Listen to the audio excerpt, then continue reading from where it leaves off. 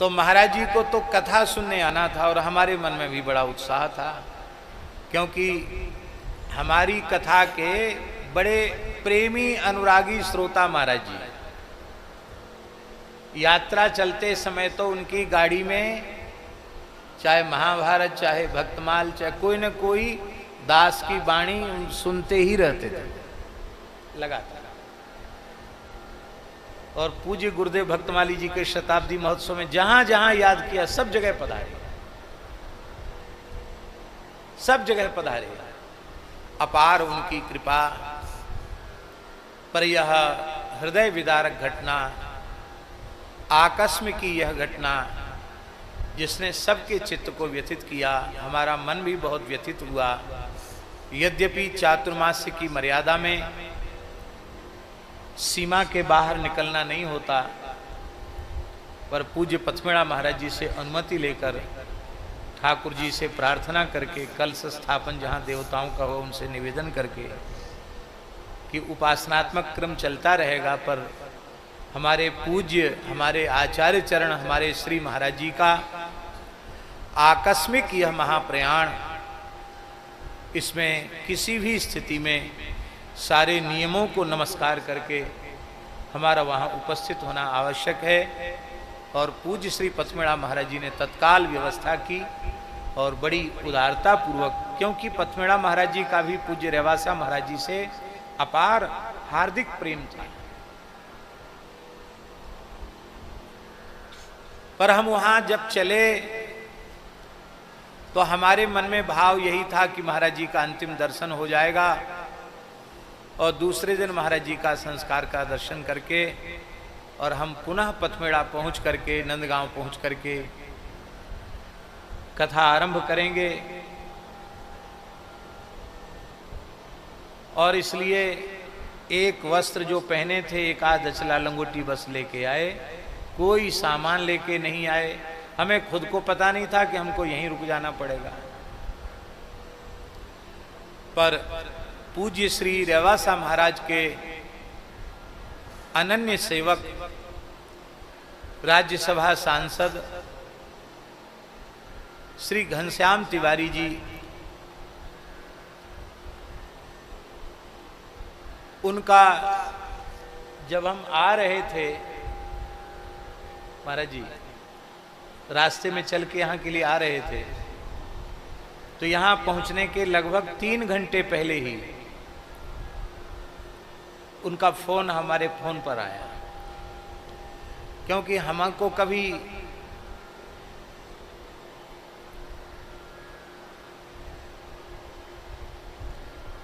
इधर ही आ जाएंगे, यहाँ आ गए, यहाँ बैठ जाओ, गद्दा पे बिठा दो, ठीक।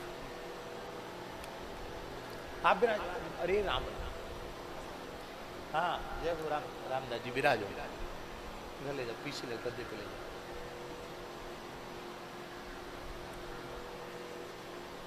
तो श्री घनश्याम जी तिवारी जी ने यह महाराज जी की बात दास को बताई कि नहीं, आप तो जल्दी से जल्दी यहाँ आइए, क्योंकि महाराज जी अपने अंतिम इच्छा पत्र में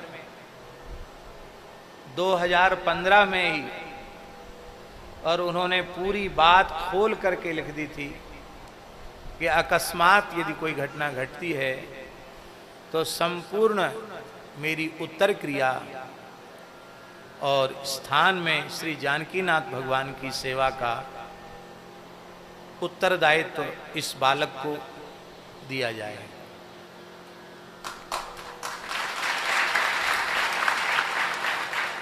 और आश्चर्य की बात तो ये है कि 27 तारीख को, 29 को तो महाराज जी का महाप्रयाण हुआ है, 27 तारीख को उन्होंने घनश्याम जी को फोन करके कहा कि तुम फार्म हाउस पर आओ, हमको आकर कुछ बातचीत करनी है। तो आकर बोले कि देखो ये जो वसीयत पत्र है, फोटो स्टेट तो आपके पास है ही है, ये ओरिजिनल अपने पास रखो, ये 27 तारीख की बात है महाराज जी, ये अपने पास रखो और अग्रपीठ की संपूर्ण सुरक्षा का उत्तरदायित्व तो तुम्हारा है। तो वो भावुक हो गए, उन्होंने कहा महाराज आप कैसी बातें कर रहे हो, हम आपसे आयु में बड़े हैं और आप ये क्या कर रहे हो कि हमारी जिम्मेवारी है। बोले नहीं इसको रखो, और 29 को तो चले गए। ऐसे लगता मानो जानकीनाथ जी ने उनको संकेत किया।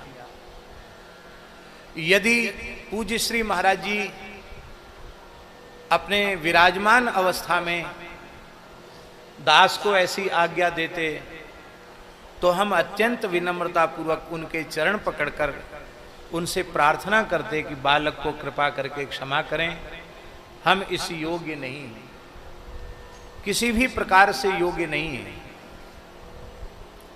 और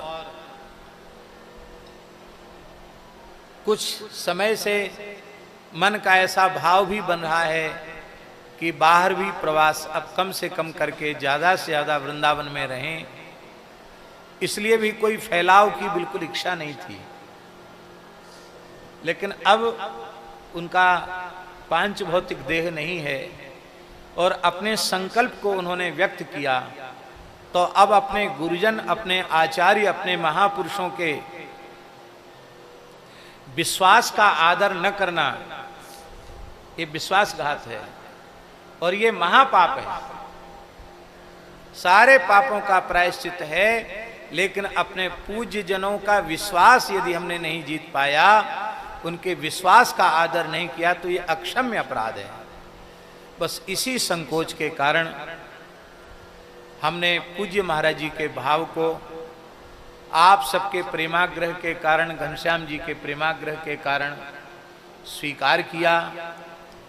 और कर्ता कारिता तो श्री जानकी नाथ जी ही हैं, श्रीमद स्वामी अग्रदेवाचार्य जी महाराज ही हैं। कोई अपने मन में सोच रहा हो कि हम अग्रपीठ के आचार्य हैं, ऐसा कोई अपने मन में सोच रहा हो तो सोचने में तो सब स्वतंत्र हैं, किसी पर प्रतिबंध नहीं है। लेकिन हमारी अपनी विचारधारा ये है कि श्री अग्रपीठ के आचार्य तो श्री स्वामी अग्रदेवाचार्य जी महाराज हैं, हम तो उनके झाड़ूदार हैं। मलुकदास जी के भी झाड़ूदार हैं और श्री स्वामी अग्रदेवाचार्य जी के भी झाड़ूदार हैं। उन्हें झाड़ू की सेवा में उन्होंने हमको स्वीकार किया है। कैसा अद्भुत यहाँ ब्राह्मणों का पोषण हो रहा है, वैदिक संस्कृति की रक्षा हो रही है, गोवंश की सेवा हो रही है।